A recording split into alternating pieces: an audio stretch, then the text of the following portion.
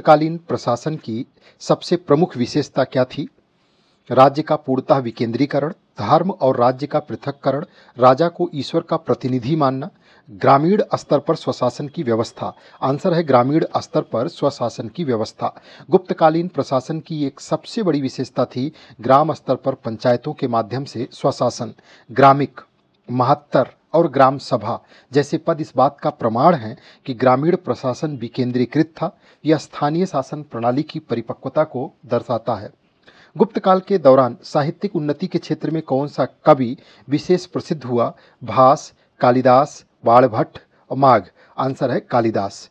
कालिदास गुप्त काल के सबसे प्रसिद्ध संस्कृत कवि और नाटककार थे। उनकी प्रमुख रचनाओं में अभिज्ञान शाकुंतलम, मेघदूतम, कुमार संभवम शामिल है। उन्हें भारत का शेक्सपियर भी कहा जाता है। गुप्त काल के सांस्कृतिक उत्कर्ष का प्रतीक है ये। इलाहाबाद स्तंभ लेख, अगला प्रश्न है, प्रयाग प्रशस्ति के नाम से भी इसे जाना जाता है, गुप्त सम्राट की किस उपलब्धि को दर्शाता है? समुद्रगुप्त की दक्षिण भारत विजय, चंद्रगुप्त द्वितीय का हूणों पर विजय, स्कंदगुप्त का यवनों पर विजय या श्रीगुप्त द्वारा राज्य स्थापना? आंसर है समुद्रगुप्त की दक्षिण भारत विजय।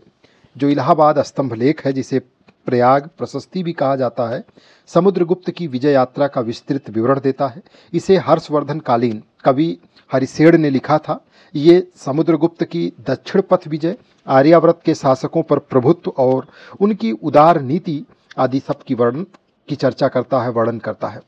गुप्त काल के किस शासक ने विक्रमादित्य की उपाधि धारण किया था? समुद्रगुप्त, कुमारगुप्त, चंद्रगुप्त द्वितीय, स्कंदगुप्त। आंसर है चंद्रगुप्त द्वितीय। इन्हें विक्रमादित्य की इन्होंने उपाधि धारण किया। पाटलिपुत्र के बाद उज्जैन को इन्होंने अपनी दूसरी राजधानी बनाया। उनके शासनकाल में कला, साहित्य, विज्ञान इन सब का अभूतपूर्व विकास हुआ। वह नवरत्नों के संरक्षक भी माने जाते हैं चंद्रगुप्त द्वितीय। गुप्त काल के दौरान कौन सा वैज्ञानिक शून्य और दशमलव प्रणाली के विकास के लिए प्रसिद्ध है? नाम है आर्यभट्ट। गुप्त काल के महान गणितज्ञ और खगोल शास्त्री थे।